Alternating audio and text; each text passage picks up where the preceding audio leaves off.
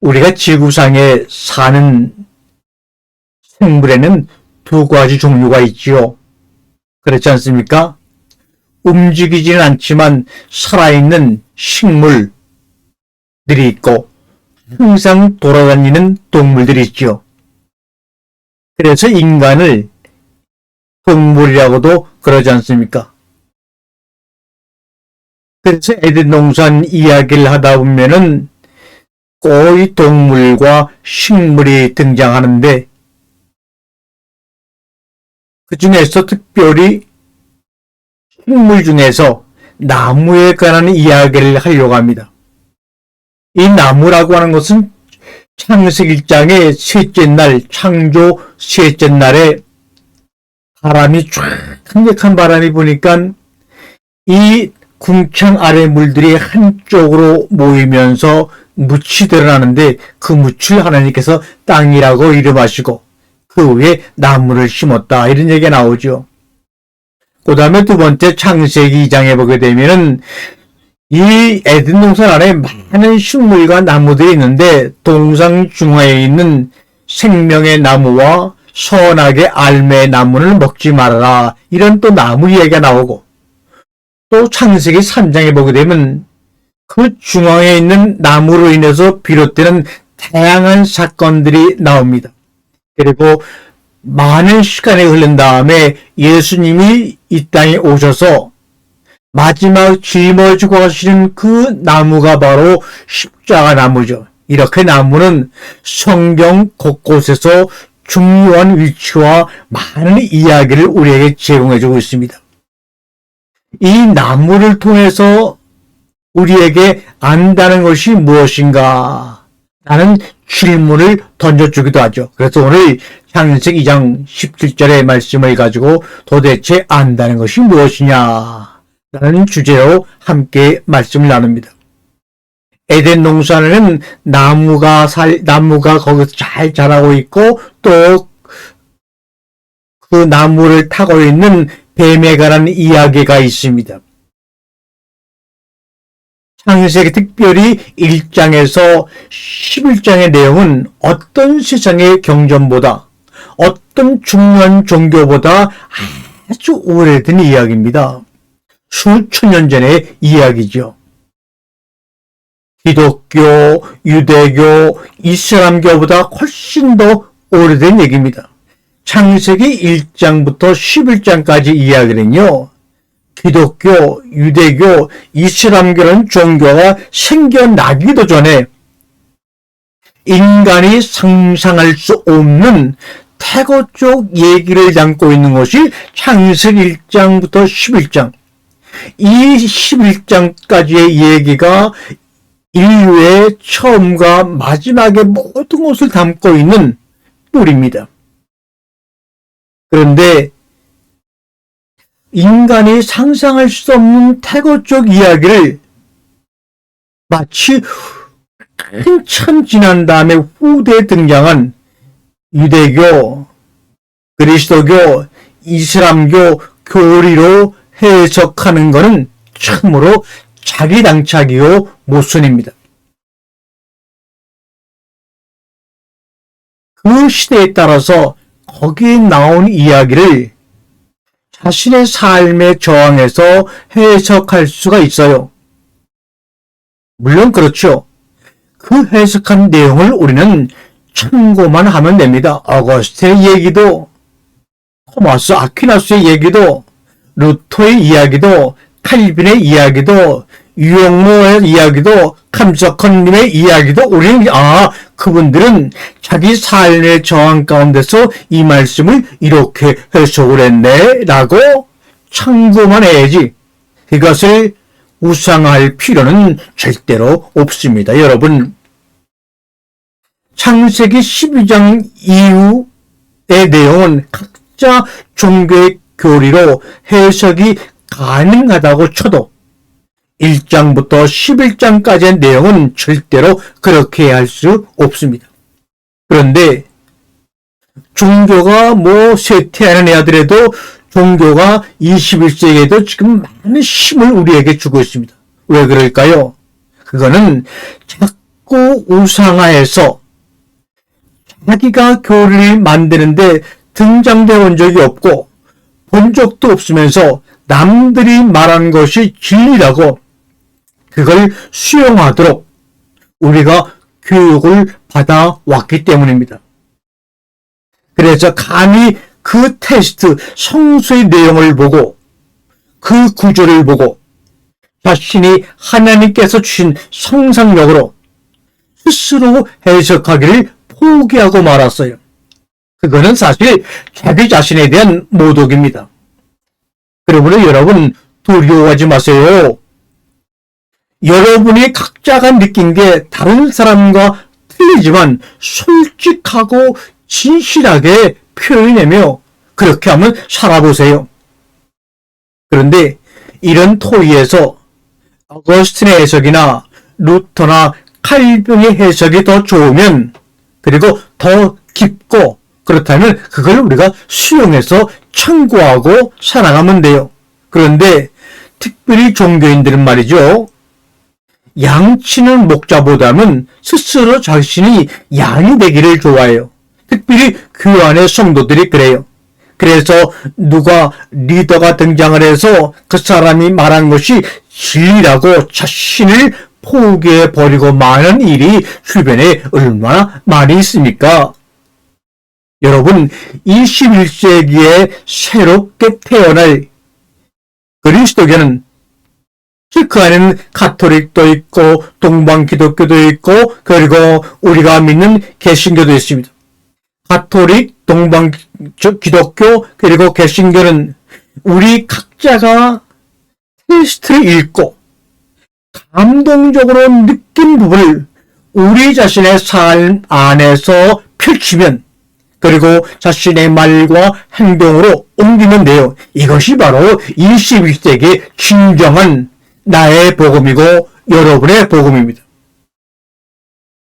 그것을 막고 이단이라고 비웃고 저해하는 것은 오히려 우상이에요. 나의 양심을 통과하지 않는 어떤 진리도 진리가 아닙니다. 우리의 세상의 모든 인간은 하나님의 영감, 하나님의 형상대로 지음받았기 때문에 여러분이 이 성서를 깊이 읽으면 여러분의 학식에 맞게, 여러분의 경험에 맞게, 여러분의 상황에 맞게 성서가 그 지혜를 확 알려줄 거예요. 근데 이것을 포기하면 안 되잖아요. 그래서 그것을 가지고 자신의 삶에 적용하면 되거든요. 이게 복음이고 복음적인 삶이에요. 그렇다고 그것이 또한 영원한 것은 아니에요. 내년에 가면 또 틀려요. 제가 87년부터 교회를 87년도에 처음으로 노원구 상계동에서 개척을 시작했는데 그때부터 우리나라의 언어 강해라고 하는 공부가 막 시작이 되었어요. 그래서 87년부터 본의 아니게 언어 공부를 하게 되었습니다. 그런데 이 언어라고 하는 것은 항상 변하고 규칙적으로 변하기 때문에 그걸 힘들게 지금까지 공부한 이유는 제가 부족하지만 성서를 바로 읽고 깨닫고 싶어서 그랬습니다. 그리고 내가 이렇게 깨달은 걸 깨달아 아는 것을 우리 성도님들에게 주변의 많은 사람들에게 알려주고자 하는 강한 꿈이 있었기 때문입니다. 그런데 사람들은 저의 그런 모습을 보고 좀 이상하게 봤어요. 그런 거를 자꾸만 억누르려고 저에게 압박을 줍니다. 또 어떤 사람들은 잘못된 이단적인 다른 생각이라고 그러기도 했어요. 그런데 그렇게 말하는 제가 만난 대부분의 사람들은 성경 원문을 히브리어로 헬라어로 한 번도 읽어본 적이 없던 사람이더라고요. 여러분, 히브리어를 1, 2년 공부해서 그 내용, 그 테스트를 안다는 거는요, 영어 1년에서 셰익스피어를 다 안다고 하는 것과 똑같은 거예요. 이제 21세기 이만큼 우리나라의 기독교와 가톨릭이 이렇게 컸으면 그거를 공부하는 학자들이, 신학자들이, 목사들이, 성도들이 많아져야 됩니다. 근데 실상은 주변을 돌아봐도 지금까지 그렇지가 않아요. 그래서 제가 이 창세기 1장부터 11장의 내용은 오늘 이제 조금 우리가 함께 해석을 해보고 있는데, 제가 가진 상상력으로 직역과 의역을 하면서 여러분들에게 이야기를 나누고 있어요. 이 과정에 누구에게도 의지하지 않았어요. 오직 원문에 의거해서 또한 저에게 바른 깨달음을 준 정말로 선대 믿음 있는 기묘한 분들의 도움을 통해서, 또한 그분들을 통해서 지혜의 영이신 성령님의 인도받기를 간절히 기도하면서 시작한 거죠. 그러니 자연히 기도하지 않을 수가 없었습니다.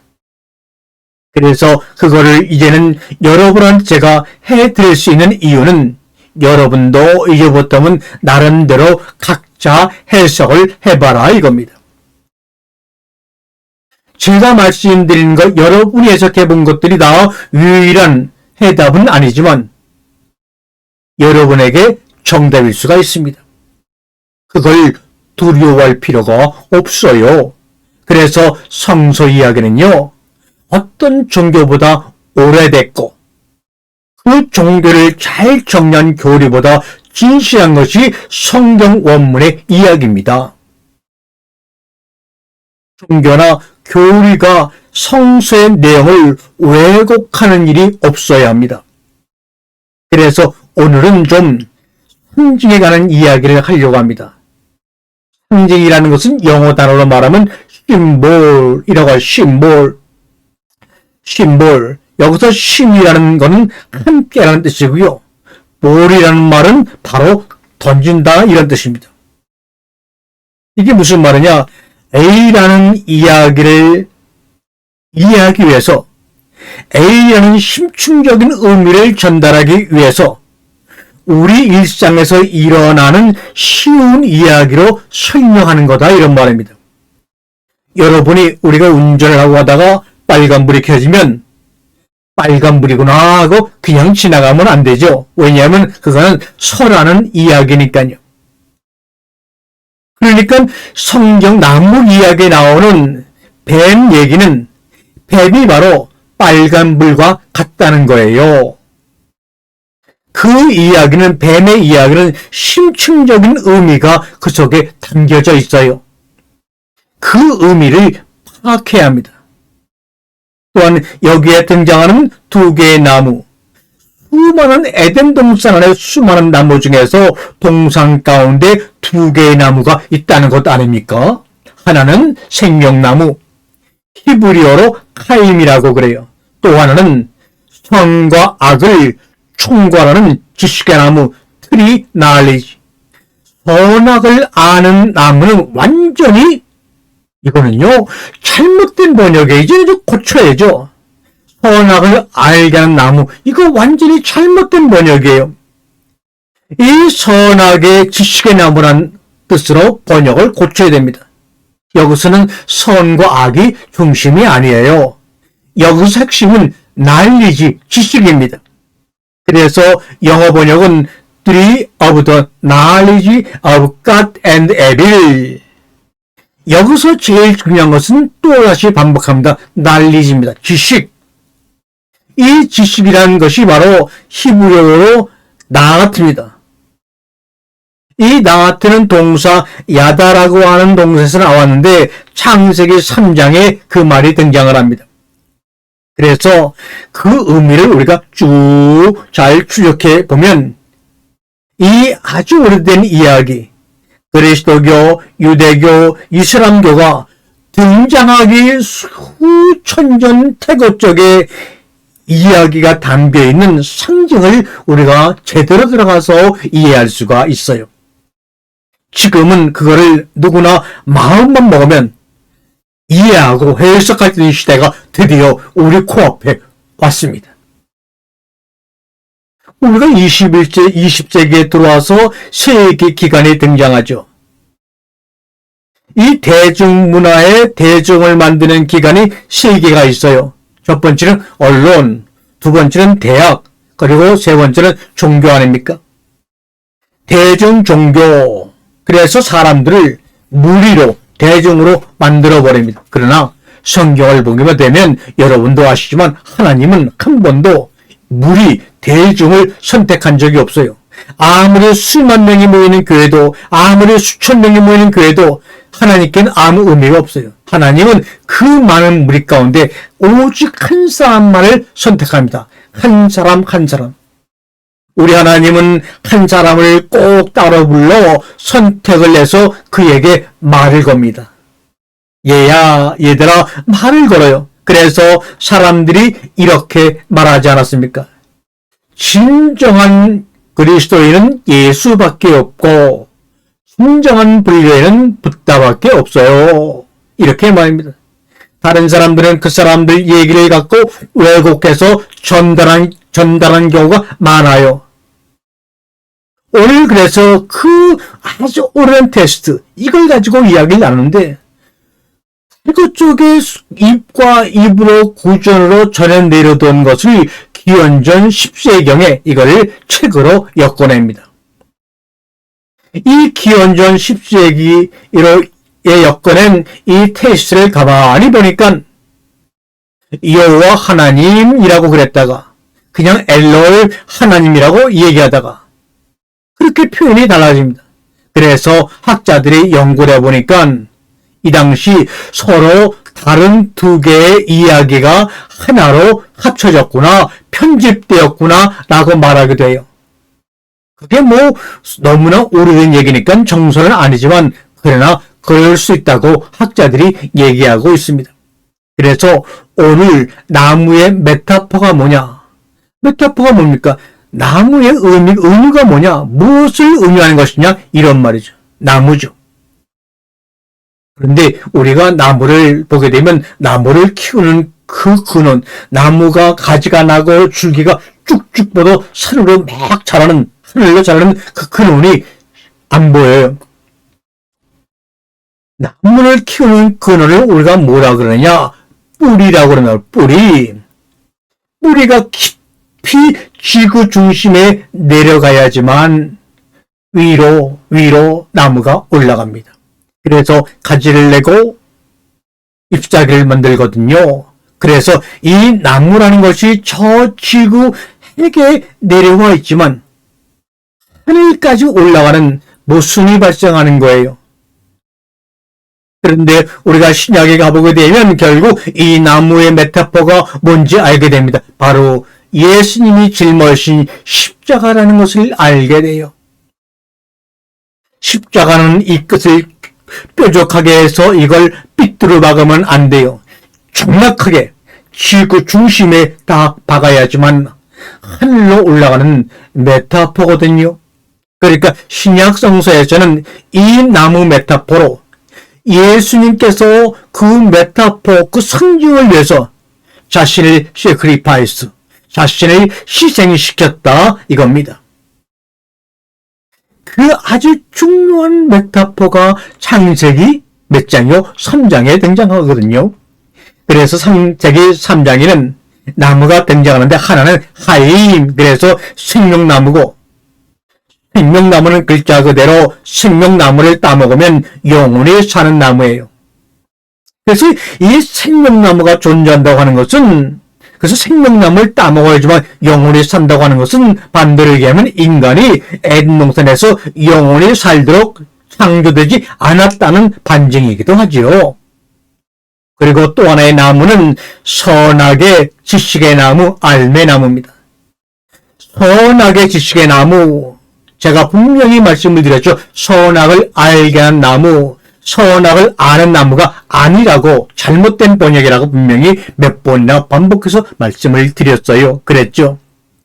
그런데 이 선악의 지식의 나무, 여기서 제일 중요한 것은 선악이 아닙니다.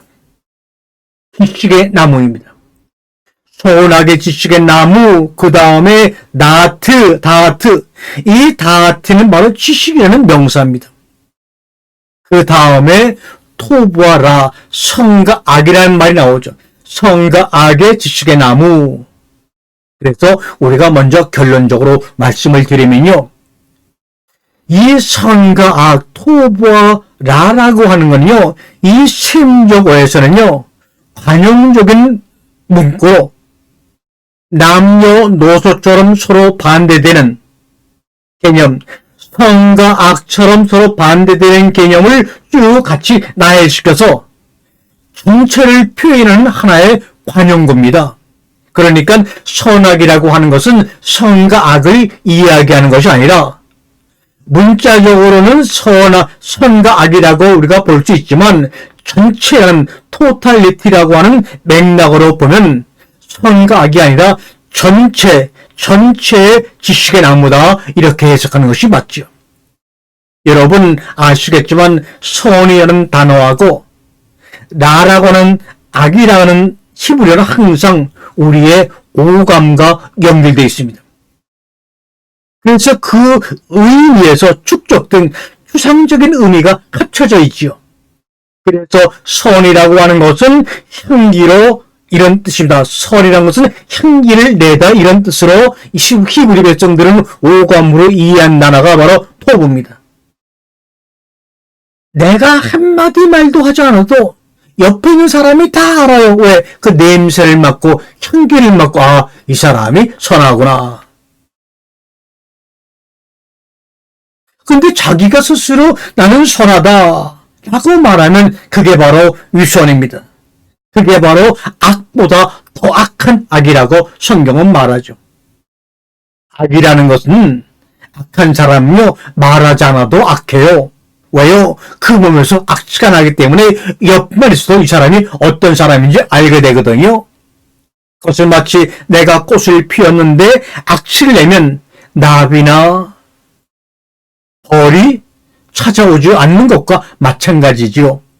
그런데 악취를 내는 꽃이나 사람이 불행한 것은요. 뭐냐? 자신이 악취를 내는지를 모르고 있는 거예요. 왜냐하면 온통 악취에 취해 있기 때문입니다. 그래서 선과 악이라는 것은 문자적으로는 선과 악이라고 우리가 보지만 실제는 토탈, 전체라는 의미를 가지고 있는 것이 바로 선과 악의 할 때 선과 악입니다. 그래서 선악의 지식의 나무에서는 선과 악이 선이 뭐냐 악이 뭐냐 태어난 아담이 선이 뭐고 악이 뭔지 어떻게 알 수 있느냐 그런 논쟁은 이제 그만하세요. 여기서 중요한 것은 지식, 나트라고 하는 날리지가 중요합니다. 그래서 오늘은 이 날리지, 지식에 관한 얘기를 계속해서 여러분과 함께 하려고 그런답니다.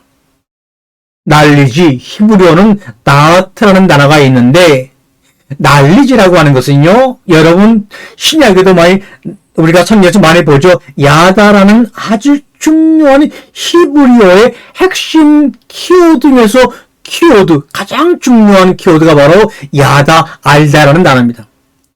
그런데 그 의미의 범위가 한국하고 아주 비슷해요. 야다라고 하는 알다라는 동사의 첫 번째 의미가 뭔지 아세요? 말씀드릴게요. 야다는 남자가 여자를 알다의 그 첫 번째 의미는 성관계를 맺다 이런 말입니다. 경험하다 이런 말은 남녀가 성관계를 맺어서 경험하다 experience라는 뜻이에요. 그게 바로 야다, 알다란 말입니다. 그런데 이 알다의 두 번째 의미가 뭐냐? 이게 중요한 거죠. 서로 반대되는 자신과 반대되는 서로 다른 일질적인 것들이 합쳐서 아주 오묘하고 신비한 합의를 이루는 것. 이게 바로 알다, 야다란 뜻입니다. 그래서 그 신비한 합의를 통해서 이루어지는 그 영원한 지식이 바로 야다라고 합니다. 그래서 야다는 남녀의 성관계를 얘기할 수 있고 서로 반대되고 이질적인 것들이 합쳐져서 신비한 합의를 이루는 가운데서 경험되어지는 영원한 지식이다. 이렇게 제가 말씀을 드렸어요. 어떻게 이해가 좀 되시나요? 이렇게 비대면으로 말씀을 나누다 보니까 제가 여러분의 모습과 느낌을 알 수가 없으니까 좀 답답하기도 해요. 그러나 공부하고도 모르는 것이 있어요. 반드시 우리가 뭘 해야 돼요? 경험을 해야지 아는 게 있어요. 공부만 가지고는 절대로 알 수 없는 게 있어요. 우리가 운전할 줄 안다는 것은 지금 우리가 차를 몰고 도로에 나가서 시운전 해보고 최소한도 부산 정도는 강원도의 진부령, 구령령, 한계령, 미시령 정도는 왔다 갔다 할 줄 알아야지만 운전을 할 줄 아는 거예요. 내가 태권도를 좀 한다고 하는 것은 태권도 신기를 따가서는 모르는 거예요. 1급, 2급, 1단, 2단, 3단 정도는 돼야지. 그렇게 되기 위해서는, 그렇게 알기 위해서는 오랜 동안 훈련과 수련과 연습을 해야 돼요. 이게 한이 없는 거예요. 그래서 안다고 하는 것은 그렇게 해서 에덴 동산 안에 하나는 영생을 부여하는 나무가 있었고 또 하나는 인간에게 지식, 영험한 지식, 이거를 주는 나무가 있습니다. 그런데 이것을, 그 열매를 따먹으면 그것을 인간한테 전달해주는 나무가 있다, 그 말이에요. 우리는 이 선악을 알게 하는 나무라고 오역된 걸 읽으면서 여기서 선과 악과 죽는다는 단어에 집중을 하지 지식이라는 단어에 집중하지 못하다 지식이라는 나무에 집중하지 못하다 보니까 하나님께서 이 문장을 통해서 전해주고자 하는 어떤 깨달음을 놓쳐버릴 때가 많고 놓쳐버리고 있어요, 사실은. 이 문장에 등장하는 두 번째 모든 지식의 나무에서 이 모든이란 말이 선과 악이죠. 모든 지식의 나무에서 지식이라는 것이 바로 방금 말씀드렸던 그런 뜻이에요. 잠언 1장 7절에 얘기하잖아요. 여호와를 경외하는 것이 모든 지식의 나아트의 근본이다. 레스티라 말합니다. 그러니까 이 다트가 아주 근본적인 알을 얘기하는 거예요. 모든 지식의 나무라고 하는 것은 우리가 인생을 살아가는데 알아야 될 근본적인 그런 알을 우리에게 전달해 주는 거예요. 그 전달을 통해서 뭘 하느냐? 여호와를 경외하게 된다는 겁니다. 아시겠어요? 그래서 저는 그 다트라는 것, 지식이라는 것이 또 무슨 뜻이냐면 우리가 야다를 말씀을 드렸죠. 알다. 야다라는 것이 영어로 realize, 깨달음, 깨우침이라고 그랬어요. 그래서 이 세계에 등장한 영주주의에서는 그노시스라고 해요. 그노시스가 영어의 노하고 같은 어원이죠. 또 독일어는 케네 라는 말로 표현합니다. 근데 독일어의 이 알다라는 것은 상에 따라서 비센이라고 말하기도 하고 케네라고 말하기도 합니다. 비센은 사실이나 정보, 뭐를 아는 지식이고 케네는 사람, 장소, 사물을 경험적으로 아는 것을 의미합니다. 이 두 가지가 다 알다라고 하는 말에 포함되어 있죠. 우리나라 말 알다도 바로 그런 두 가지를 모두 포함하고 있는 말이 아닙니까? 영어에서 독일어 계통에서 그노시스라고 하는 것, 알다라고 하는 것은 영험한 지식은 인생의 희노애락을 경험한 후에나 얻는 지식이다, 이런 말이에요. 이 우리들의 삶에 어떤 비밀이 있다면 삶의 궁극적인 의미는 실패와 성공, 슬픔과 기쁨이라는 것을 매일매일 반복하면서 오랜 동안 삶의 과정과 수련 과정에서 얻어지는 깨달음이 바로 선과 악의 지식의 나무의 알미다, 이런 말입니다. 그러니까 에덴 동산에 두 가지 나무가 있었다는 거예요. 그래서 오늘 나무에 관한 얘기를 하고 있지 않습니까? 가운데에 나무가 하나 있는데 아담과 이브의 옆에 뱀이 지금 나무 속에 이렇게 매달려서 아담과 이브를 보고 있는 거예요. 그런데 여러분, 뱀의 의미를 분명히 확실히 아셔야 돼요. 뱀은 악마가 아니에요. 예수님께서 너희가 뱀처럼 현명하고 슬기롭고 비둘기처럼 순진하여라라고 마태복음에도 말씀하셨고, 이것이 도마복음에서 또 등장해 뱀을 현명의 상징이라고 도마복음에서는 이야기하고서 지혜의 상징이다. 예수님도 그렇게 말씀하셨으니까요. 그래서 여기서 뱀을 악마로 해석한 것은 이 이야기를 왜곡한 거예요. 후에 어떤 교리가 등장을 해서 뱀을 악마로 만들어야 되겠다는 의도가 들어간 겁니다. 그래서 이게 에덴 동산의 얘기로 연결됩니다. 그러나 이제 우리 모두가 새로운 역사를 위해서, 이제 인간이 새로운 에덴 동산에서 역사를 위해서 동참할 새로운 하나님의 역사는 뭐냐? 바로 생명 창조거든요. 왜냐하면 하나님의 이름이 여호와라는 이름이 바로 생명이라는 뜻이기 때문에 그렇습니다. 우리 모두가 거기에 함께 동참하기 위해서, 그 거룩한 역사가 되기 위해서, 이 바살이라는 동사가 보통 히브리어에서는 바살 그러면 몸이란 뜻이에요. 이 바살이 헬라어로 몸뚱어리 프레시라고 얘기도 하죠. 그래서 창세기 22장 25절에 보게 되면 몸에 대한 이야기가 나오지 않습니까? 아담과 하와가 벌거벗었으나 부끄러워하지 않더라.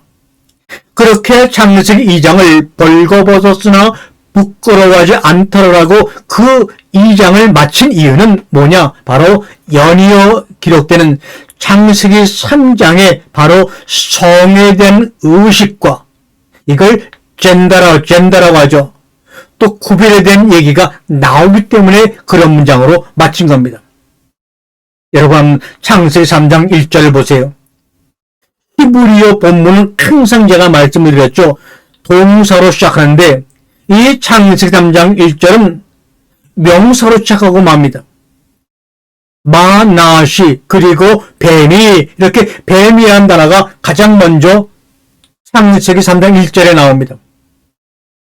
명사인 뱀, 이 뱀이라는 단어가 등장한 것은, 그거는 뭐냐면 동사로 문장을 시작하지 않고 명사로 시작한 이유는 뭐냐? 이제부터 새로운 이야기의 시작이다, 이런 뜻을 거기에 담고 있는 겁니다.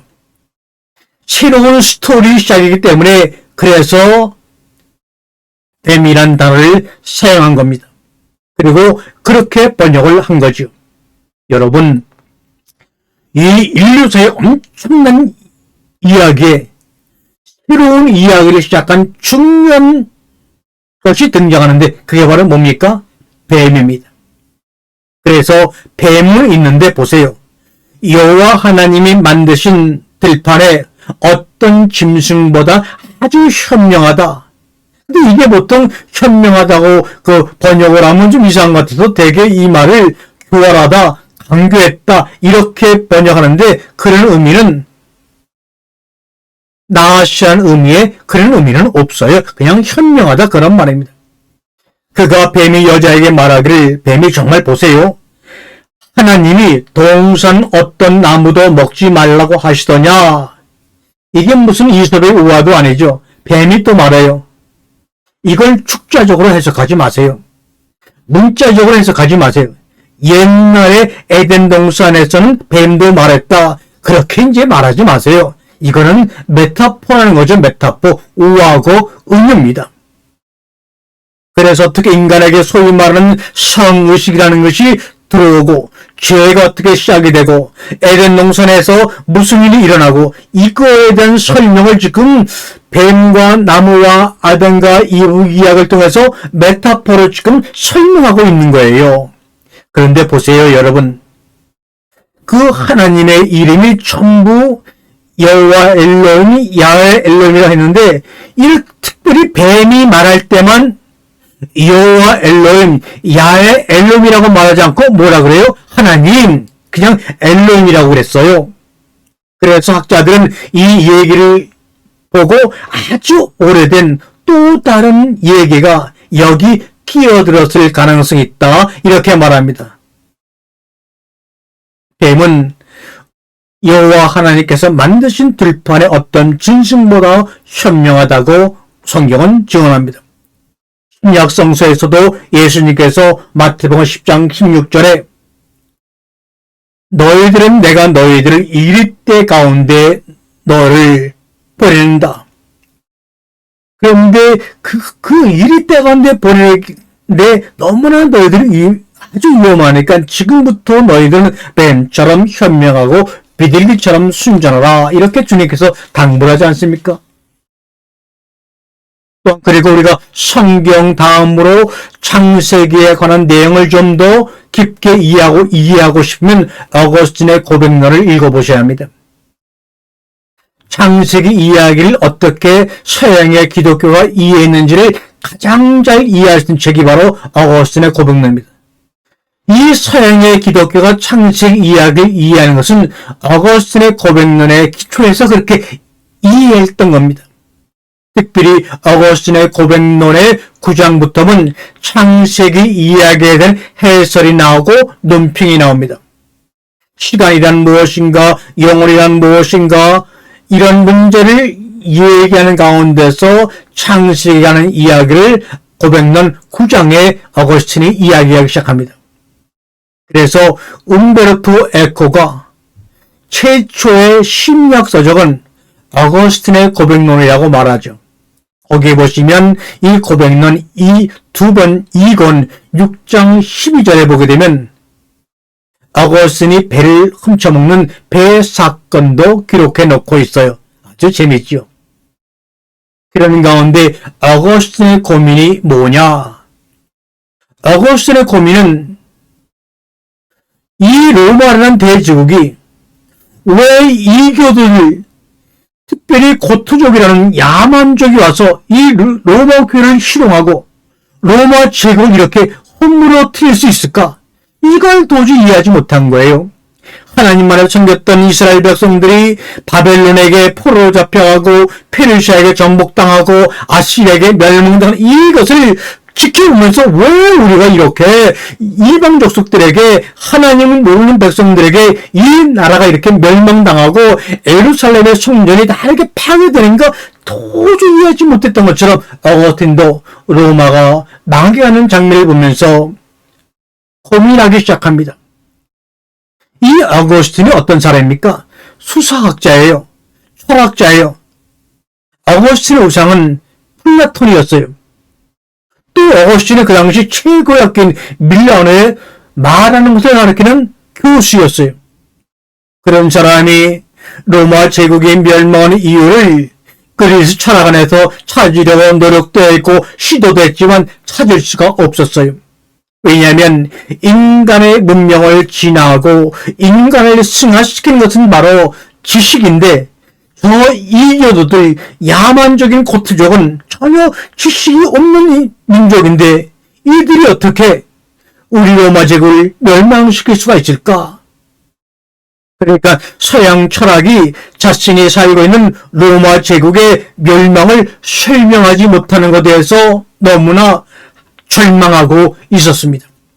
그래서 이 어거스틴은 서양 철학, 플라톤 철학을 완전히 떠나버리고 격변하고 맙니다.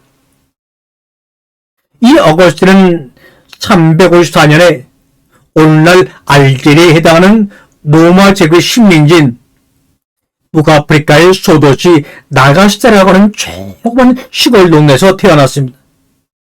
거기서 성장을 해서 어디로 갑니까? 현재 튀지니 일대에 위치한 카타르고에 가서 철학적인 공부를 막 하다가 그 당시 유행하던 마니케에 빠져들고 맙니다. 마니케아니즘이라고 하는 것은 2세기 페르시아에 등장한 종교인데 그거는 힌두교, 불교, 유대교, 그리스도교, 특별히 조로아스터교를 다 포함해서 하나로 만든 아주 이상한 혼합 종교예요. 그걸 마니케이니즘이라고 하는데 이 마니케아니즘은 그 당시 오리엔트 세계 실크로드의 모든 비즈니스 대상력을 장악한 사람들입니다. 중앙아시아의 모든 비즈니스하고 상권을 장악했기 때문에 이 만거 교인들이 상당한 부자예요. 그래서 그것도 보고 마니케에 빠져버리고 말죠. 그런데 특별히 어거스틴이 만이교에 빠질 수밖에 없었던 이유는 뭐냐? 만이교는요, 극단적인 이혼론이에요. 우주는 한 분의 선한 신이 창조하지 않고 처음부터 악신과 선신이 서로 싸우고 투쟁하는 가운데서 만들어진다고 얘기해요. 그러니까 세상에 선신만큼 악한 신이 선신과 선한 사람을 넘어뜨리려고 항상 투쟁한다. 이 얘기를 들어보니까 야만족에게 로마 제국이 멸망해 가는 것이 조금씩 이해가 간다 그 말이었어요. 어거스틴이. 그러니까 지금 고트족이 와서 로마 제국을 넘어뜨리려고 하는구나. 악한 신이 선신하고 싸워서 넘어뜨리려고 하는구나 생각을 해서 이 사상에 좀 심취하고, 그가 이 사상에 심취했을 때 마키니즘의 상인들이 어거스틴을 추천해서 그 유명한 로마 세계 최고의 교수직인 밀라노 수사학의 교수가 바로 만의 교도들의 추천으로 이루어집니다. 거기서 그 당시에 신약성경, 고약성경은 읽어보는데 어거스틴이 보기에 신약성경은 그래도 좀 그럴만한데 이 고약성경은 어거스틴이 보기에도 좀 그리스 로마 플라톤 책에 비해서는 질이 아주 낮은 책으로 생각을 하고 밀어놓습니다. 그런데 그 당시 밀라노 대성당에서 당시 4세기 최고의 신학자인 암브로시우스를 만나게 되는 행운을 가져요.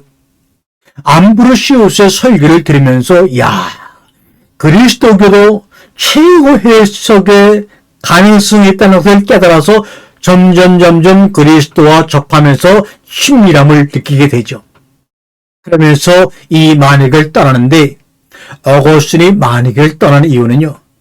그의 고백론에 보게 되면 거기서 만익교의 최고 높은 교령 같은 파우스트를 만나서 대화를 나누는데 파우스트를 만나서 많은 얘기를 하는데 이 사람이 도저히 지적으로 수준이 안 되는 사람이에요. 아니 만익교의 최고 높은 만익의 교주인데 하는 얘기를 들어보니까 이것은 엉망이에요. 그래서 어거스틴이 만익을 또 떠납니다. 만익을 떠나서 그 유명한 밀라노의 한 교회에서 성경을 읽는데 로마서를 읽고 회심을 하게 되죠. 그러면서 이제 진실한 기독교인이 되는 겁니다. 그럼 이제 자기가 기독교인이 되는 이유를 또한 알아야 되잖아요. 그렇게 꼼꼼했어요, 어거스틴이. 로마 제국이 멸망한 이유를 알죠. 로마 제국이 멸망한 이유를 그가 고백론에서 썼는데 그가 로마 제국의 멸망의 실마리를 찾은 것은 밀라노에 정착하면서 밀라노 성당 주교 암브로시우스의 설교로 서서히 변하기 시작하면서 알게 되었습니다. 뭐냐? 고백론의 악의 기원에 대한 실마리를 창세기에 등장하는 소위 선악과에서 찾아가는 겁니다. 그리고 거기서 로마의 멸망 원인을 찾습니다. 로마의 멸망 원인을 찾다가 그게 후에 로마 교회 원죄 교리로 자리 잡은 것이지 원죄 교리가 먼저 은혜 가운데서 성령의 감동으로 그가 깨달은 내용이 아니에요. 왜 로마가 멸망하느냐? 로마 멸망에 대한 해석을 하면서 어거스틴이 그거를 인간의 내면에 있는 인간의 원죄를 이 뱀하고 어거스틴이 연결시키기 때문에 그때부터 뱀을 상당히 부정적인 동물로 해석한 것이 아닌가. 우리는 그렇게 생각하고 해석을 해오고 있습니다. 우리가 다음 시간에 7번째 강의에서 여러분들과 멋진 이 말씀을 함께 나누어 보도록 하겠습니다. 아멘. 샬롬.